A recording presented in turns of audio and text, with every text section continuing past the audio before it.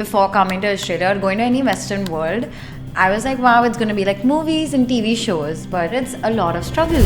Last year, I was made redundant from my job and I was like, shit, what do I do? I wasn't making enough money. I was just making money. Being people of color has had an impact on being made redundant. Let's not get there. How did you start Humans of Australia? How did the idea come about? Yeah, for sure. So I started Humans, I'd say in 2022. The clear reasoning was I came to Australia as an immigrant, and before coming to Australia or going to any Western world, I was like, wow, it's going to be like movies and TV shows. But it actually, when you come here, it is beautiful. Australia is the most beautiful country and life is amazing. But it's a lot of struggle, which is never shown or spoken about. Like when you go to LinkedIn, someone's getting promoted, someone's starting a business, or someone got a new job. Or when you're on Instagram, people are traveling, or they're like chilling with friends, or they're buying a house, and you're like, what's happening? Why is my life not like that? And that's what living out here made me realize, that life is way different than what mainstream media shows you. And then I was like, why don't we talk about it and talk about it through people's journeys? And that's how Humans of Australia started in 2022. Started as a passion project. Had no idea what I was going to do with it. I just was like, I want to share these stories because it is super helpful. And later on, I would say last year, I was made redundant from my job. So when I started, I was working full-time in marketing. Then last year, I was made redundant from my job. And I was like, shit, what do I do? I changed 3 jobs anyway. I didn't have the best of managers, is what I would say. And then Kush was like, and I was trying to find a business tour. I was like, let's try doing a business. Then Kush told me that, Sarah, why are you looking for a business? You have humans. Why don't you grow it? It's like one thing you're building, which has so much potential. At that time, I didn't see it, but then Kush said it, and I heard him this time. That's exactly what I was thinking. I heard me after like 3 months. No. Yeah, you went to India. You said you were gonna so start. I needed a break, okay, after redundancy, okay. Okay, you went. Yeah. You went for a trip. You went to India. You were gonna start another brand. Totally. Listen, I needed a break after redundancy. It's so difficult, to travel. Exactly, you wanted to start a travel business, if you remember. I wanted to start a travel podcast before this. Yeah. Oh, dude, I love when I traveled. I did a solo group trip thing. Okay, random strangers, and they just put together random people. So then the travel business was just because I went on a solo trip to Bali. It was a solo group trip, and I was like, wow, this is so cool. Random strangers coming together. It'll be so much fun, easy to organize, and like people come and you travel, and I get to travel. But then we calculate the logistics. So it was like really out of budget kind of a situation. People don't want to pay money, so then that business went out of question. Then what about the pickle business? Listen, okay. Just to give you context, have you heard of these girls from the US? What is it, the Good Girl snack, or what is it? Something of Good Girl snacks, Hot Girl pickles. Yeah, Hot Girl pickles. My best friend told me about it. She's back in India. She's like, dude, these girls are doing pickles and it's so cool. So I was like, bro, what a crazy idea. Let's do it in Australia, or let's do it in India.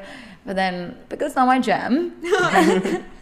It couldn't. Now stop it, okay? Stop giving everyone my ideas. I feel like this is just a trait common in every person who's very entrepreneurial as a person.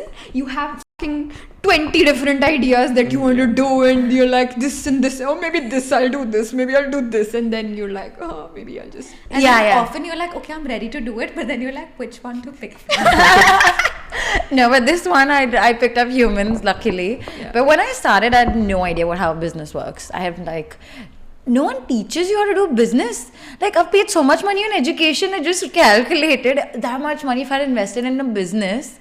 I'm so sure I would have made millions by now, but it's like no one teaches you anything. And I was like, fine, let's try it, let's figure it out. I had less than 1,000 followers, and I messaged amazing people like you guys who were famous at that point of time, and we had 2,000 followers. No, y'all had 12k followers. No, we have 10k right now. Oh shit, okay. Sorry, my bad. Miscalculation. Okay, I'm manifesting. I think their reels were getting viral. Yeah, your reels were getting viral. Let's say that, okay? Your reels were getting viral. So then I messaged people like you guys, and you guys shared like your story. So people also get to know about it, and they like trust my brand because of you guys. So that is really nice, and that's how we grew. and I'd say we're it's difficult to grow your own media brand, because you're, as an immigrant, I have no network out here. I'm building my network, and B, I don't know how to manage money. I totally suck at it, so I'm learning how to manage money. But the goal is just to create a place where people can rely on Australia truly is when it comes to people, places, or brands. We want to give an insight into the real life of Australia and humanize Australia through storytelling. Yeah. And like we do street interviews, we do these podcasts to give them like really unfiltered conversations with people like you guys. Yeah. And street interviews just to have like a bit of fun and, opinions of people on easy topics and fun stuff. Everything gets too serious, so we need to add a little bit touch of fun. Yeah.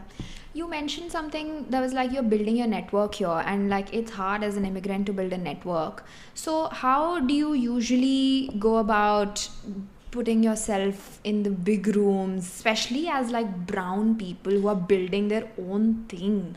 It's hard to be confident, and it's hard to present yourself authentically and the way you are. Yep. How do you do it? You go first and then I'll go. I'm not in the big rooms. Till off lately, I am so stressed when I'm there. I have social anxiety, like I'm going to admit it out here.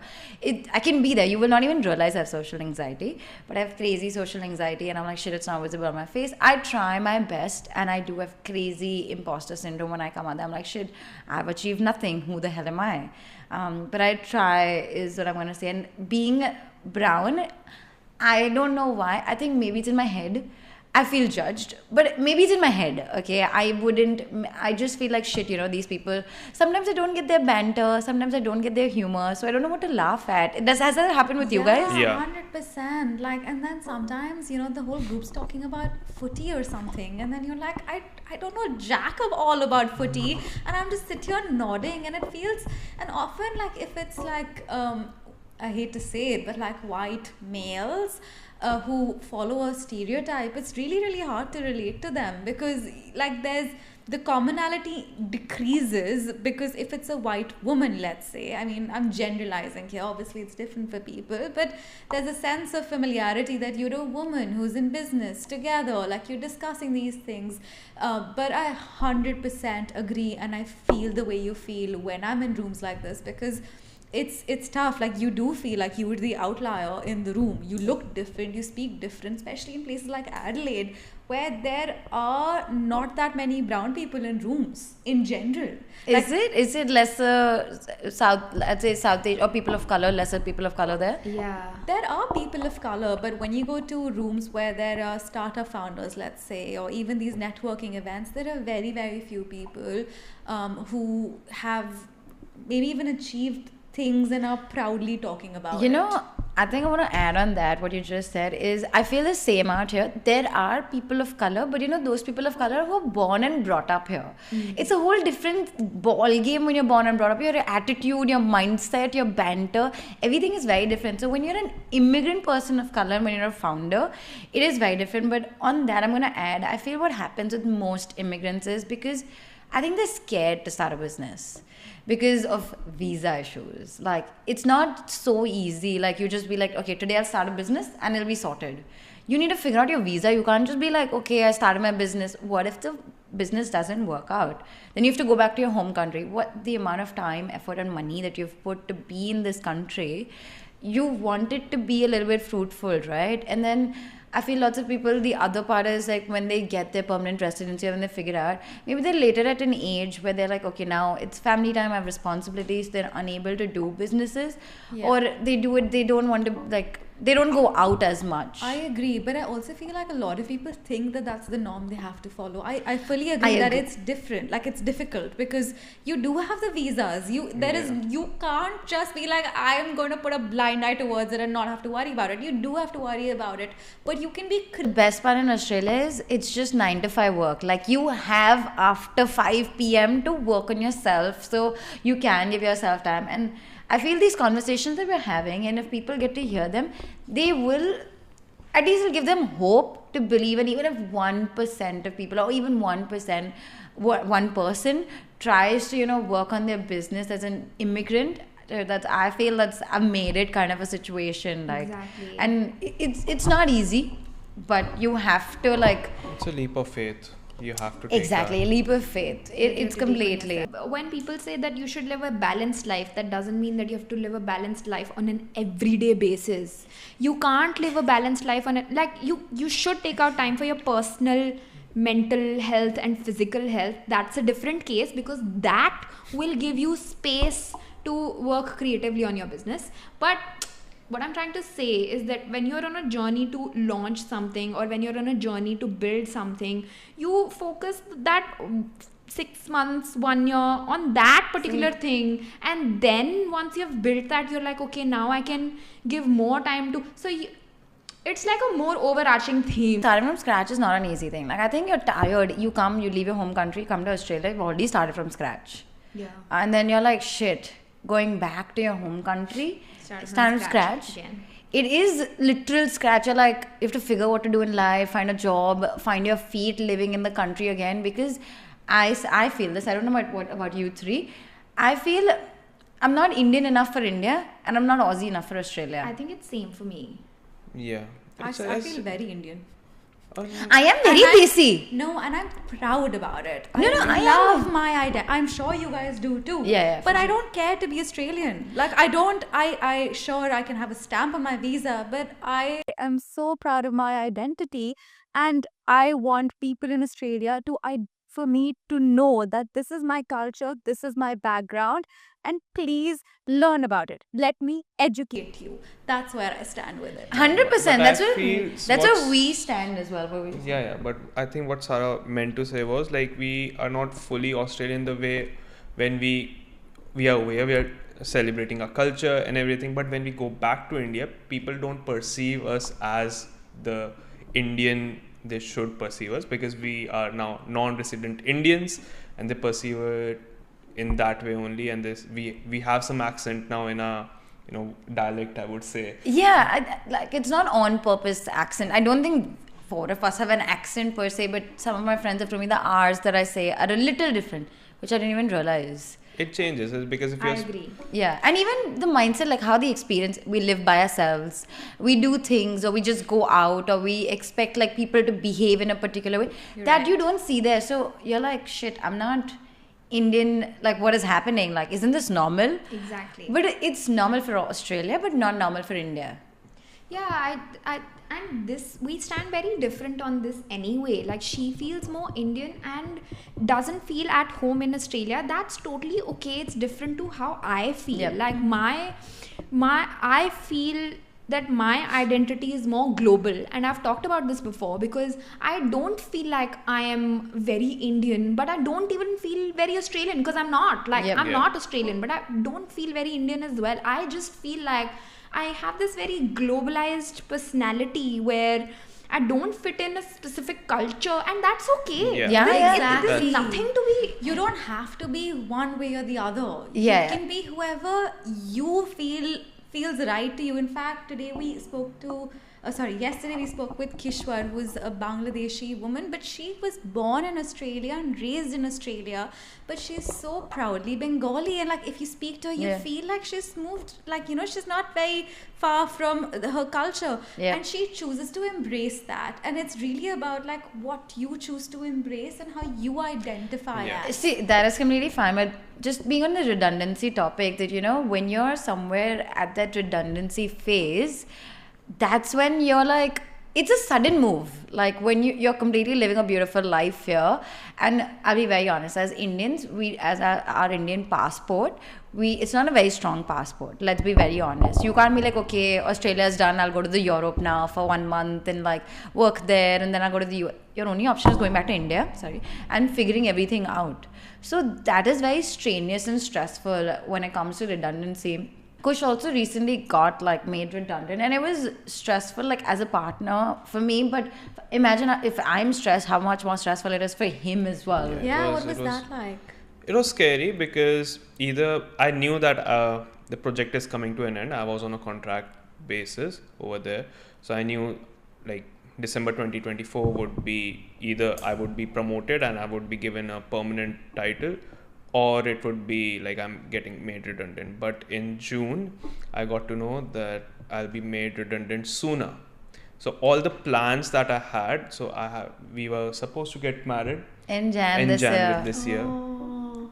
and then obviously we had to push that through because of that redundancy period. I didn't know like if I'll be getting the job or not. We pushed it very late. We pushed it in November when I think shit December. December, November end. Yeah. And so when the shit was like literally on the head and you don't know what to do. Like our venues were booked, invites were sent, everything was done, but like even I wasn't stable is what I would say. I also Yeah, just Sarah was also made redundant and she was building Humans of Australia that time.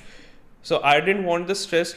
Like I didn't have, when I go back I'm celebrating, and when I'm coming back I do not know how I'll pay my rent. Yeah. I didn't want to be in that situation, and neither Sarah would like to be in that situation. We didn't want like I also couldn't pay, like either one could like support each other. Like I'd say humans had just started growing like December and stuff. It takes time to grow a business. Definitely. So Humans had just got its first, I'll be very honest, first paycheck in December. After like 4 or 5 months of literally no making money, and first money that I got from a client, and I was like, what, are you serious? I can earn money through this? I was like, damn, I was trying so hard. And then Jan is also when it started picking up. So I got my first paycheck. I was like, okay, this is a growth phase for Humans. And if I take that 1 month break, I'll have to start again. And plus Kush was looking for jobs. I wasn't making enough money. I was just making money. And then I was making money through teaching students, doing freelancing work and everything. The real hustle. The real hustle. It's quite literally, it gets to you. It does. And then I was helping Sarah with Humans. We started Wishkit community, and yeah, so I was looking after several things at once. I just realized I did the same thing when I didn't have a job during COVID, and how I got my job. I was teaching, doing Uber Eats, and doing freelance work again. Like, isn't it crazy how something like a redundancy can really alter your life path for the better as well? oh my god, I didn't think of it that it altered our life path, what our life path was gonna be of being married and things like that. Shit, I didn't. That's a great question to ask. Yeah. It did. Yeah, it did alter a lot many things. Oh my god, yeah. But on that, I also want to add that different people perceive redundancy different way, and it's okay to feel self-doubt, and it's okay to feel low. I'd say the first week I was like, shit, this is my fault, shit, I suck and I'm so bad, and maybe it's my thing. And to be honest, when my manager told me that I'm being made redundant, I was like, okay. I couldn't believe that I would be redundant, because there was a lot of things that were working because of me. I'm not saying because of me, but I was functioning them is what I'd say. And when he said it, I was like, okay. And I was like, shit, like, and then when I went back home, I was like, dude, that's the shittiest reply. I should have like cross-questioned like why and what's the reason, why can't it work out, why is it supposed to be me and things like that. And I felt like shit, I'm not even kidding. I came home and cried, and I was just upset. For 1 week, I was just like upset watching Netflix and lying down on my sofa, and I was like, life is a waste and I don't know what to do, and who will even hire me after being redundant. You feel like the tag of redundancy is a shame. Like, Yeah. It gets on you. It does get on you, right? You feel like shit. Now if I apply for a new job, people will ask me what about my last job, and I have to say I got made redundant, and they'll judge you. But were your managers good enough to say that if you, when you're applying for new jobs, like feel free to put me as a reference and stuff? Let's not get there. Really? And like, I don't want to mention it because I just want to say that I didn't have the best manager. I'll just say that. In this one, and it was unfairly, like, I got to know things later on, and I just don't want to talk about it. So let's like leave it out there. Yeah. But have any of your experiences felt like being people of color has had an impact on being made redundant? I think mine was, yeah. I'd be very honest. I was the only person of color or as the only person of Indian thing who was full time. And I felt my manager was like, there was another guy, amazing guy, very smart, no doubt. But if like that person would say something, it was valued more than what I would say. Like by the end, it was like, fine, whatever you say, I'll do it. Like I stopped using my brain, because if I used my brain, it made no sense. Because they would anyway do whatever they want to do. And then they'll be like, think out of the box. I'm like, dude, what the hell, man? And my name is Sarah, right? So it's very universal. It can be Aussie. It can be like any background. So when I used to apply for jobs, this should have been initially, like, now I don't know about now, I've never bothered, and I used to use my name Sarah Tak instead of Sarah Singh Tak. Now apparently I've heard this, like Tak can be also very like anything. You never know if it's an Indian thing or no. So people used to get me for the interview, like, and then they're like, oh, then they used to realize that I'm a person of color. Yeah, I've heard that a lot. Like, I was earning a certain amount back in where I was working, and then when I applied to this new job, like my first interview round, they said, okay, everything is okay. Then went for the interview, everything went fine. They really liked me. I got a call saying, okay, what are your expectations? I was like, I've already written it in the forms and I got the interview. So what are the next steps? They said, oh, we just want to confirm what were your expectations. And I go, oh, this is my expectation, obviously. Like, oh, this is out of our budget. And I'm like, but you did call me for the interview. It was all written. You already had the information. They said, no, if you want to get into intern position or something? Not an intern. Junior position. Junior position, yeah. Junior position, we can think about it. And I'm like, but I have this much of experience. It's like, yeah, but we have people of more experience who are coming for lower pricing. I'm like, that's not possible. But okay, well, if you do not want to negotiate, you do not want to negotiate. And I didn't want to be at that place that I'm just cutting my stomach to just be at a place. Yeah, 100%. Gave me an idea. What if all brown people stopped working for one day? Oh! Be it Uber, be it 7-Eleven, everywhere. Like, just stop working for just one day. That will be crazy. And then we shall see what happens. Yeah, then we'll see who comes in front for jobs and all of it. Yeah. Brown community is not very united. I feel so. Like, they're amazing people and people are doing wonderful. But I've seen they're not united. Like, I feel the Asian community, I'd say the North Asian community, I know we also come as Asians, but the North Asian community, they are more united. Like, when it comes to like businesses or jobs or anything, you will see if there's a North Asian company, you'll see so many North Asian people in the company itself. But when there's like an even an Indian company, some of them, yes, they are, but they are not that supportive. I feel like we as people coming from India, I feel like just from the childhood we are taught to compete and not collaborate, which is probably the reason why that happens is in general. Like, if you see, like, people are taught to like just come first. They think like they are better. Sharma ji ka bete Yeah, khe there's- to marks are Right? There's always comparison. It is comparison, That's yeah. why. And It is then comparison. I'd say I've had this amazing friend. I totally want to give her a shout out, Amber. She is an amazing startup founder, and she's at a way above me in the whole startup game league.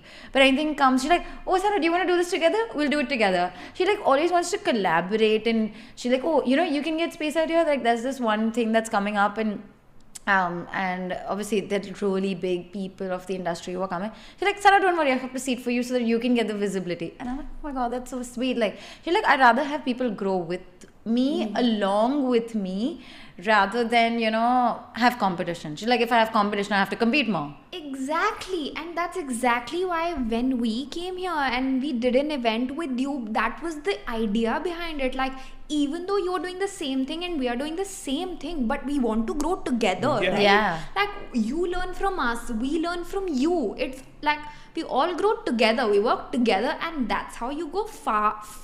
Yeah. Not Yeah. like, it's not a sprint, it's a marathon. Yeah. So the more nice people you have around you, the easier it is for you to grow. 100%. Especially with people who come from our communities, I feel like the more visibility we get in the industry, the better. My first job by putting myself out there in a very different way, and then I went viral on LinkedIn. Oh yes. Tell us about it. Yeah, so before I got my first job, I was looking for jobs, and that was time when there was COVID, and we were peak COVID. We were at 5 kilometer radius over here in Melbourne, there were, what do you say?